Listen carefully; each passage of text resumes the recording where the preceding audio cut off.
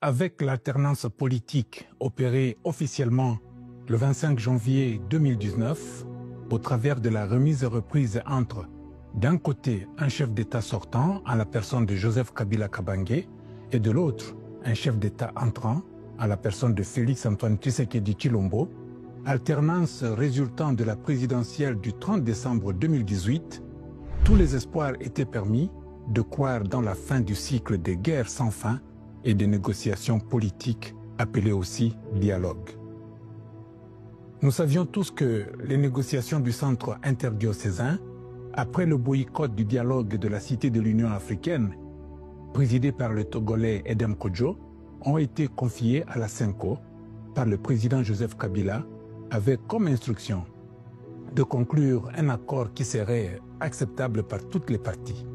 C'est ainsi que le centre interdiocésain produira in extremis l'accord de la Saint-Sylvestre pour une prolongation de 2 ans, le temps de permettre au pays d'organiser des élections convenables et que le pays s'installe enfin dans un cycle normal des élections tous les 5 ans. Nous rêvions de la tenue régulière des élections, mais alors de bonnes élections. En 2023, en 2028, en 2033, en 2038, 2043, 2048, 2053 et 2058, ne serait-ce que pour atteindre le centenaire de la République démocratique du Congo de son indépendance en 2060. Mais hélas, c'est un rendez-vous manqué, mais non perdu à jamais, si nous avons le courage de nous remettre en cause. Pour l'histoire, c'est grâce à la maîtrise de la CENCO dans la conduite des négociations que les élections ont eu lieu en 2018 et ont permis à la CENI de proclamer Félix Tshisekedi vainqueur. Qui a alors interrompu le cycle des élections pour renouer avec les négociations politiques, entendez, le dialogue? C'est évidemment la personne qui a remis en cause le pacte républicain issu du dialogue intercongolais confirmé, du reste, par les négociations politiques du centre interdiocésain. C'est M. Félix Antoine Tshisekedi Tshilombo. En effet, dès sa prise de fonction en janvier 2019, sous prétexte de déboulonnage, il a entrepris la démolition systématique et systémique de toute l'architecture institutionnelle laborieusement mise en place au dialogue intercongolais au prix de nombreux sacrifices. Architecture administrée par la Constitution du 16 février 2006, amendée en 2011 dans les règles établies. Or, un déboulonnage avisé ne s'opère que lorsqu'on a participé au boulonnage et on sait quel boulon est compatible avec tel autre ou non. C'est à l'image de la toile d'araignée. S'agissant de la Constitution et de l'ordre institutionnel mis en place, il faut savoir, pour tout boulonnage responsable, ce qui est lié directement, ce qui est lié indirectement et ce qui n'est lié nullement. À l'époque où il appartenait à l'opposition politique, le chef de l'État, issu de l'alternance politique, était à la ligne de front pour défendre la Constitution, et cela au prix du sang de ses compatriotes. Une fois au pouvoir, il s'en est fait le premier fossoyeur au motif d'être une constitution faite à l'étranger, par des étrangers, donc pour les étrangers. Ezali Malamouté. Constitution Nabiso. Notre constitution n'est pas bonne, il est temps que les citoyens s'asseyent et examinent cette constitution sans tarder.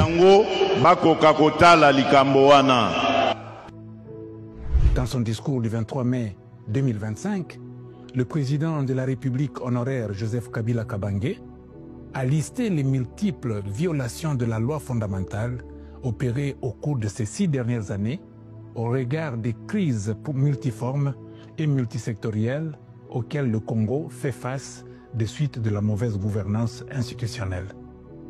Bien que l'initiative du dialogue remonte à plusieurs années, et encore, sans que le sénateur à vie y soit pour quelque chose, c'est seulement en 2025 qu'elle a commencé à prendre forme. Première force sociale à la formaliser, la synergie Synco-ECC a attendu janvier 2025 pour la présenter dans un document intitulé « Pacte social ». En se prononçant pour la première fois en faveur du dialogue, le sénateur à vie Joseph Kabila Kabange a non seulement préconisé l'enrichissement du pacte social, mais proposé aussi un plan de résolution de la crise en 12 points. 1. Mettre fin à la dictature, mieux à la tyrannie. Constat: toute l'opposition, dans sa diversité, utilise les mêmes termes. 2. Arrêter la guerre. Constat: tout le peuple congolais le souhaite. 3. Rétablir l'autorité de l'État sur toute l'étendue du territoire national. Constat: tout le peuple congolais le souhaite, au même titre que tous les gouvernants. 4. Restaurer la démocratie en revenant aux fondamentaux d'un véritable État de droit. Constat: toutes les forces politiques et sociales le souhaitent. 5. Rétablir les libertés fondamentales. Constat: toutes les forces politiques et sociales le souhaitent. 6. Réconcilier le Congolais et reconstruire la cohésion nationale. Constat: même Félix Tshisekedi le veut, puisque dans tous ses discours, il en appelle à la cohésion nationale. 7. Relancer le développement du pays par la mise en place d'une bonne gouvernance économique, une gestion administrative et financière orthodoxe et une répartition équitable des ressources nationales. Constat: tout le peuple congolais et toutes les forces vives de la nation le souhaitent. 8. Relancer le dialogue sincère et permanent avec tous les pays voisins en vue de l'instauration de la paix et du développement durable dans la région. Constat: tous les partenaires bilatéraux et multilatéraux le préconisent. 9. Rétablir la crédibilité du pays auprès de partenaires, au niveau tant régional, continental qu'international. Constat: tous les partenaires bilatéraux et multilatéraux le préconisent. 10. Neutraliser tous les groupes armés nationaux et étrangers et rapatrier ces derniers dans leur pays d'origine. Constat: c'est le souhait général en interne et en externe. 11. Mettre définitivement fin au recours et à l'utilisation de mercenaires, conformément à la Convention de l'Union africaine sur l'élimination du mercenariat en Afrique du 3 juillet 1977 et à la résolution des Nations Unies du 4 décembre 1989 portant sur la Convention internationale contre le recrutement, l'utilisation, le financement et l'instruction de mercenaires et rapatrier sans condition ceux qui sont déjà déployés sur le sol congolais. Constat: c'est le souhait unanime de tous les Congolais. 12. Ordonner le retrait sans délai de toutes les troupes étrangères du territoire national. À ce sujet, je salue la décision sage des pays de la SADC de retirer les troupes de la SAMI DRC de notre pays. Constat: tous les Congolais le souhaitent. Preuve qu'il est en communion avec tous les protagonistes internes et externes pour résoudre la crise, c'est ici l'occasion de le souligner et de le rappeler. Joseph Kabila Kabange et sa famille politique n'y sont pour rien dans le non-respect d'un supposé deal envisagé entre le gouvernement et le M23, dont une délégation avait séjourné à Kinshasa pendant 14 mois, d'octobre 2020 à décembre 2021. Première cause de la reprise de la guerre à l'Est.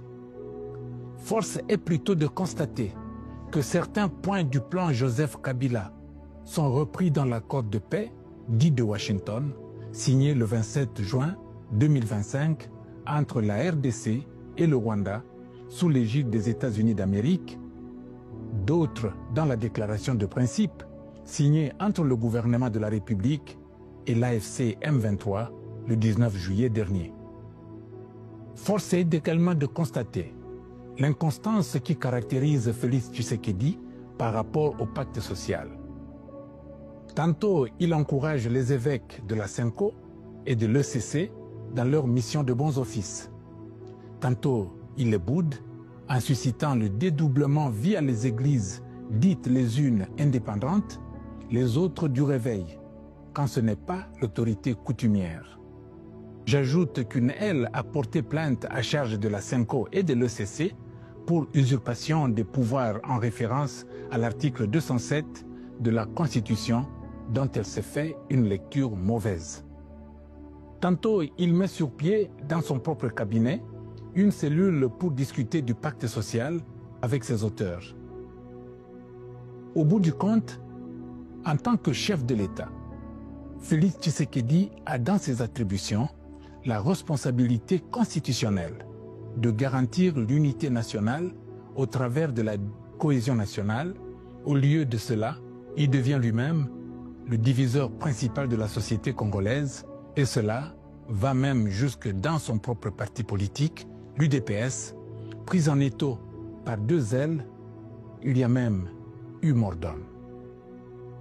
Rien d'étonnant en cela, Félix Tshisekedi a la réputation de renier ses engagements, si bien que la notion de continuité de l'État, consacrée à l'article 69 de la Constitution, n'a pas de place dans sa gouvernance.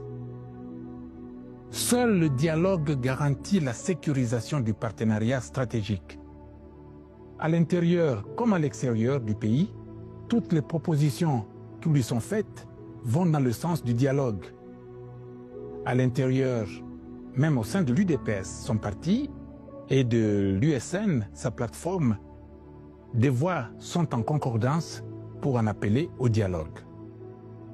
Les forces vives constituées par la classe politique et la société civile, dans leur diversité, sont dans leur grande majorité favorables au dialogue. À l'extérieur, les institutions communautaires sous-régionales, comme la CEAC, la SADC et l'EAC, les institutions régionales comme la CIRGL et le COMESA, les institutions continentales comme l'Union africaine et l'Union européenne, en plus des Nations unies, sont pour le dialogue. Les États comme tous les 9 voisins de la RDC, les 45 autres États membres de l'Union africaine, les 27 États membres de l'Union européenne et même les États-Unis d'Amérique sont pour le dialogue. Les États membres de la Ligue arabe, dont le Qatar, sont pour le dialogue. Les 5 États membres du Conseil de sécurité de l'ONU et les 10 États membres non permanents sont pour le dialogue. Même le Vatican est pour le dialogue. Ainsi, c'est le président de la République, en fonction Félix-Antoine Tshisekedi, dont le mandat arrive pourtant à terme dans moins de 3 ans, est convaincu du contraire. Il perd seulement de vue que les partenariats stratégiques extérieurs sur lesquels il mise pour son maintien au pouvoir sont pour le dialogue, pour sécuriser leurs investissements. En un mot, commençons, seul le dialogue au sein et au cours duquel toutes les forces politiques et sociales vont convenir de la gouvernance appropriée est à même de garantir cette sécurisation.